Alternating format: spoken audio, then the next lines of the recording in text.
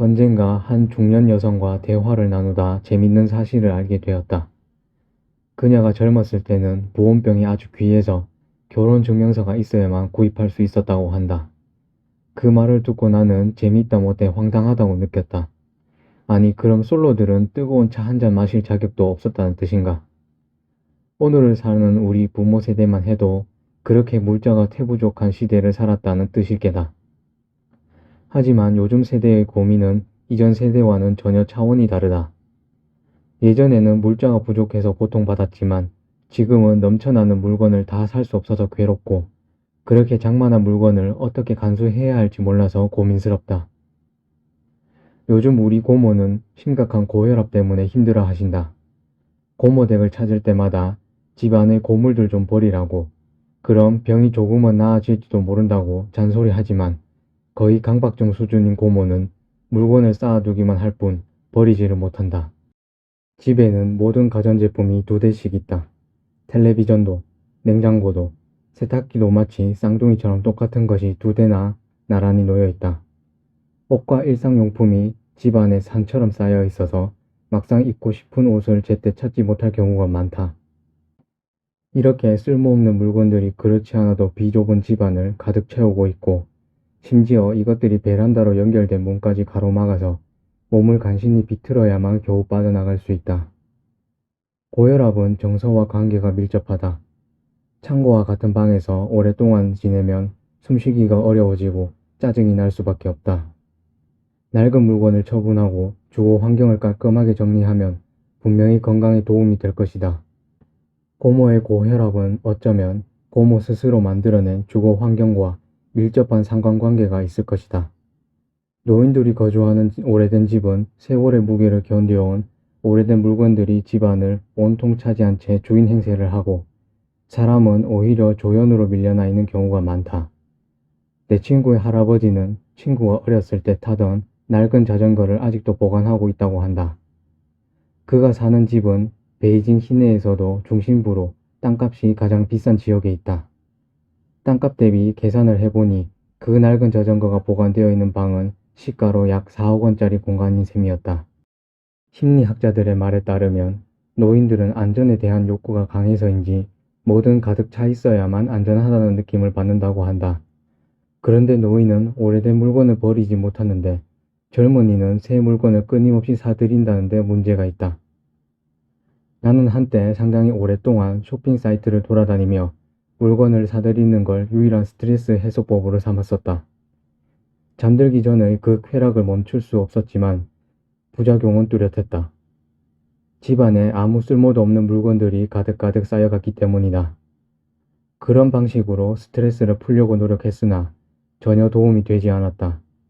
새 물건을 사면 잠시 동안은 삶에 빛이 나는 것 같은 착각이 들었지만 짧은 쾌락이 지나고 나면 모든 게 원래대로 돌아가 있었다. 디자인이 화려한 신제품 때문에 줄어든 내 방과 쪼그라든 통장 잔고 말고는 내 삶에 어떤 변화도 없었다. 얼굴이 예쁜 여성일수록 집안이 지저분하다는 말이 있다. 다른 사람들 앞에서는 예쁘고 깔끔하게 보이지만 아무도 없는 곳에서는 정리정돈과는 담을 쌓고 살아가는 사람들이 주변에 적지 않다. 우리가 물건을 점유할 때 물건은 동시에 우리를 점유한다. 무엇을 점유할까? 바로 우리의 소중한 시간과 공간을 여지없이 뺏어간다. 우리 세대의 물건을 정리한다는 것은 이제 육체 노동이 아닌 일종의 정신 노동이다. 그 결과 놀랍게도 정리수납 전문가라는 신종 직업까지 생겼다. 삶이 정돈되어 있지 않고 집안에 수많은 잡동사니가 가득한 것은 어떤 물건이 우리의 생활 방식과 개인의 상황에 가장 적합한지 모르기 때문에 일어나는 현상이라고 한다. 우리와 물건의 관계는 우리 심리 상태를 밖으로 표출하는 결과물이라는 사실을 알고 있는가? 우리가 무엇을 사고, 쓰고, 버리는지는 사실 우리가 자신의 심리 상태를 어떻게 대하는지에 따라 결정된다. 한 친구는 침실에 딸린 화장실을 드레스룸으로 개조하여 어마어마한 양의 옷과 신발을 보관했다. SNS에 있는 셀카 사진을 보니 어떤 때는 젊은 보헤미안 여성 스타일이었다가 어떤 때는 유럽의 패션 모델로 바뀌고 또 며칠이 지나서는 정장을 입은 화이트 칼라로 바뀌었다. 나는 도무지 이해가 되지 않았다. 그녀는 왜 이렇게 다양한 스타일의 의상을 끊임없이 구입할까? 왜 자신을 살아있는 옷걸이 취급을 할까? 언젠가 그녀와 얘기할 기회가 있었다. 대학 동창 모임에 갔는데 한 친구가 흰색 티셔츠에 청바지를 입고 왔다고 한다. 검은색 머리는 질끈 묶었고 귀에 작은 귀걸이 외에는 특별한 액세서리도 하지 않았다. 그런데 오히려 그 친구가 더 젊고 건강해 보였다.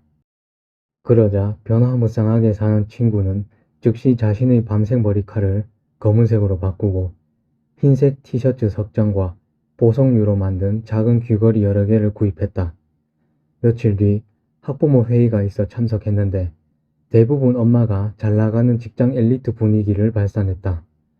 그녀는 그 모습이 너무나 부러워서 당장 직장 여성용 명품 정장 몇 벌을 구입해서 옷장에 채워넣었다고 한다. 그때서야 나는 상황이 이해되었다. 능력 있는 남편을 만나 일찌감치 경제적 자유를 실현한 그녀는 더 우수하고 완벽해 보이고 싶은 욕망에 시달렸던 것이다. 하지만 아무리 발버둥 친다 한들 빈약한 내면을 채울 방법은 없었고 결국 외면적 이미지에 공을 들일 수밖에 없었다. 타인을 무조건 모방함으로써 성취감을 대신하겠다는 생각이 끊임없는 쇼핑으로 이어진 것이다. 그녀 삶에서 정말로 중요한 일은 무엇일까? 그것은 옷이나 보석류나 값비싼 요리가 아니라 자기가 진짜 원하는 모습을 정하고 나아가 자신에게 어울리는 스타일이 무엇인지 깨닫는 일일 것이다. 집이 너무 지저분하고 삶이 불규칙한 원인은 매우 많지만 그에 따른 증상은 딱 하나, 물건이 너무 많다는 것이다. 그래서 사람들은 단샤리를 외친다. 단샤리는 원래 일본 작가 야마시타 히데코가 제안한 미니멀 라이프 철학으로 새로 들어오는 물건 가운데 불필요한 것을 끊고 이미 가지고 있는 물건 가운데 불필요한 것을 버리고 새로운 물건에 대한 집착에서 벗어나 마음가짐과 인생을 정돈해 나가는 과정을 말한다. 일본에서는 2016년 텔레비전 드라마 우리 집에는 아무것도 없어가 큰 인기를 끌면서 단순함을 실천하고 이를 적극적으로 선언하는 사람들이 폭발적으로 늘었다. 그들은 집안에 꽉 들어찬 물건을 100개 이하로 줄였고 심지어 매일 낡은 물건 한 개씩 버리기를 제안하는 이들도 생겼다.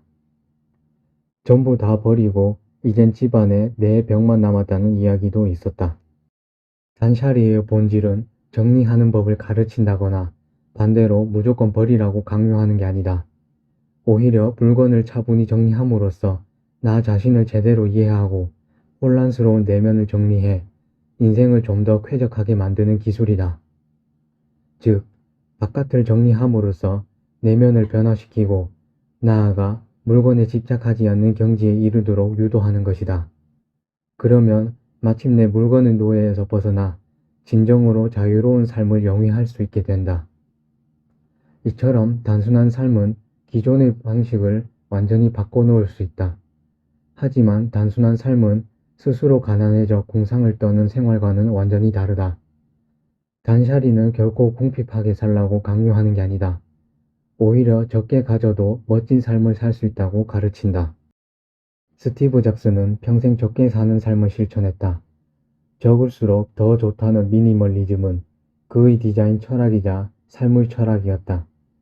스티브 잡스의 대표적 이미지는 검은색 티셔츠에 청바지 차림이다. 1982년 어느 날 사진작가가 스티브 잡스의 집을 사진을 찍었는데 방 안에는 스탠드와 음향기, LP 플레이어가 전부였다. 하지만 모든 물건은 초감성의 디자인 감각으로 세심하게 고른 것이었다. 그는 이런 단순하고 소박한 환경에서 스탠드에 불을 켜고 앉아 세상을 뒤바꾼 숱한 아이디어를 떠올렸을지도 모른다. 훗날 그는 그나마도 거실에 소파 하나만 남긴 채 모두 치웠다고 한다. 모든 물건은 꼭 하나만 구입하되 자기 능력 범위 안에서 최대한 품질이 좋은 것을 고른다. 이때 값이 나가는 것이어야 최대한 잘 사용할 수 있고 품질이 좋아야 오래 사용할 수 있다. 그러면 돈이 많이 든다고 반문하는 사람이 꼭 있다. 그에게 나는 이렇게 대답하겠다. 그래야만 싸구려 물건을 잔뜩 사들이는 일을 막을 수 있답니다. 단샤리는 물건 몇 개를 버리는 식으로 단순하지가 않다. 물건 버리기는 표면적 수단에 불과하다. 진정한 취지는 미니멀리즘을 받아들이고 실천하면서 물건에 대한 집착을 끊는 데 있다. 즉, 물욕에 집착하지 않고 필요한 최소한의 것만 추구하면서 본질적인 것에 집중하는 삶이다. 단샤리의 주인공은 물건이 아니라 우리 자신이라는 것이 중요하다. 다시 말해, 집안에 꽉 들어찬 물건을 버리는 차원을 넘어 우리 가슴 속에 있는 온갖 잡다한 상념을 내다 버리는 것이다. 내가 사용하고 있는 물건들이 내 이미지를 가장 잘 보여주듯이 내 마음속의 생각과 그로써 표현되는 행동이 나를 보여주는 모습 그대로라는 점을 잊지 말자.